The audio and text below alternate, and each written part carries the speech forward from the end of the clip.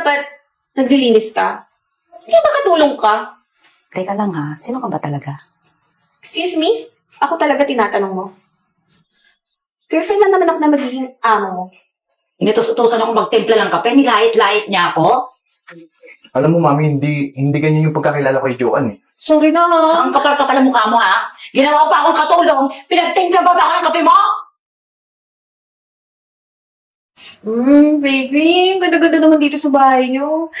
Siguro, mayaman talaga kayo. Okay na ba tong suot ko? Tingin mo magugustuhan to ng mami mo? Ano ka ba? You're perfect. Tsaka masanay ka na dito sa bahay namin kasi magiging bahay mo na to, di ba? Talaga ba? Excited na ako mamit yung mami mo, baby. Ako tanungin mo ko. Ikaw ba?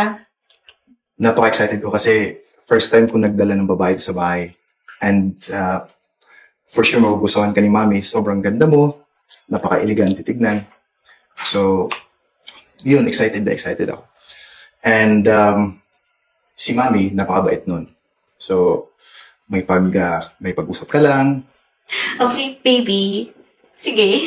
Mag-relax ka lang ha. Mm-mm. Huwag kang nervyos. Hmm. Okay? So, sakit lang. Naiwanan ko yung susi ng kotse. Kukuhanin ko muna, ha? Sige, baby. Balikan kita, ha? Okay. Diyan ka lang. Ang bala dito. Sino po sila? Excuse me? Bakit nakaupo ka dyan?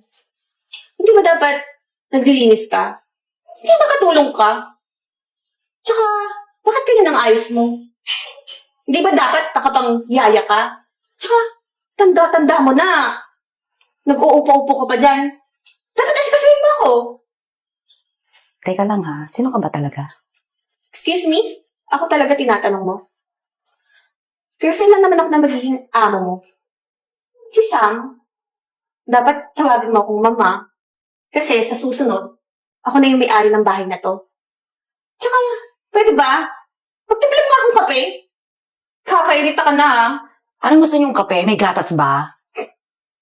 Tinatanong pa ba yan? Siyempre, masarap. Kasi yun naman yung bagay sa akin, di ba? O sige mama, papagtimpla na kita. Mami! Ba't nakasimangot ka? Anong problema? Sa akin ba yan? Hindi, may bisita ka doon, di ba? Ay, oo nga pala. Papakilala ko yung girlfriend ko. Actually, may plano kami magpakasal sana eh. Kaya dinala ko siya dito sa bahay para pakilala sa'yo. Girlfriend mo? Inutos-utosan ako magtimpla ng kape, nilait-lait niya ako. Alam mo, Mami, hindi ganyan yung pagkakilala ko kay Joanne eh. Mabait siyang babae. Kaya nga pinili ko siyang pakasalan eh. O sige, papakita ko sa'yo ha, na pera lang ang habol niya sa'yo. Halika. Mama, ito na po yung kape mo. Tagal ng kape mo, ha? Ganyan ba talaga pag uugod-ugod na? Ay, nako. Ganito lasa ng kape mo? Ang mahirap.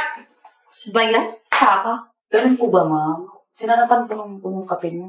Alam mo, kung anong lasa ng kape mo, ganun din ang itsura mo. Kapangit, kakait. Hindi ko talaga inaayos yung trabaho mo, no? Gusto mo tanggalin kita dito. Ma'am, girlfriend ka po ba ng Sam? Obvious ba? Paulit-ulit kayo. Di ba sinabi ko sa'yo na ako talaga yung girlfriend ni Sam? Hindi ko makapaniwala. Hindi niyo ba alam na naghihirap na sila Sam? At yung kampanya nila ay bumabagsak na? Naghihirap. Alam mo, marites ka. Hindi yan totoo, no? Alam ko mayaman si Sam. Kaya ko nga siya nagustuhan eh. Tsaka ba't ka ba nakikialam? Wala ka namang alam sa mayamang usapan, di ba? Hirap-hirap mo. Hampas lupa ka pa. Gusto mong tanungin natin si Sam pagkakabalik niya? Sige. Baby. Yaya mo nakakairita ha. Kung ano yung pinagsasabi. Ano ba sinabi? Ano sinabi? Sinabihan mo naman na naghihirap ka daw. Actually, totoo yun. Naghihirap na yung company namin at yung kotse na sinakyan natin, kukuhanin na yun ng bangko. So, wala na kaming pera. Walang pera? Hindi yan pwede ha. Tsaka, alam mo naman na kaya kita nagustuhan dahil alam ko mayaman ka. Baby, kaya nga kita papakasalan kasi alam ko ikaw yung makakatulong sa akin para salbahin yung company namin. Kasalan? Ayoko nga. Mahirap ka pala eh. Tsaka, bakit ginagamit mo ko para sa kumpanya mo? Ayoko. Yan ba ang tingin mo sa akin? Pera lang ba habol mo sa akin? Bakit? Obvious ba? Siyempre, kasama na yun dun. Pag mahal mo yung tao, dapat yung may pera ka din, di ba? So kapag naghirap ako, iiwanan mo ako sa ere. Kung wala kang pera, iwan talaga kita. Katulad ngayon, ayoko na. Wala kang pera eh. So ganun. Okay. So, tama na sinabi ko sa'yo, di ba? Pera lang ang habol sa'yo. Tama ba yung narinig ko? Anak? Nanay mo siya? Oo, mami ko. Alam mo, hindi naman talaga kami naghihirap eh. In fact, nag-expand nga yung company namin sa US, sa Middle East, sa Europe. So, hindi kami mayaman. Sobrang yaman. So, ibig sabihin, okay na tayo. Baby.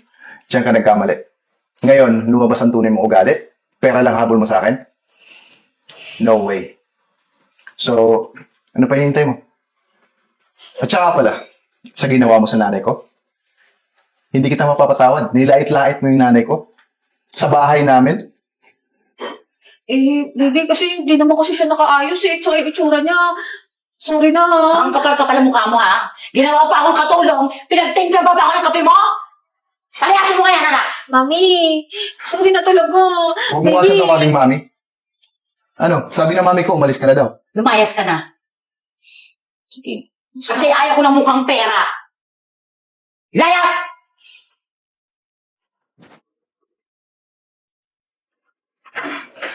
Thank you, mami ah. Sinabi ko sa'yo, di ba? Yung babae na yung mukhang pera, pera lang ang habol sa atin. Ganito talaga ang buhay.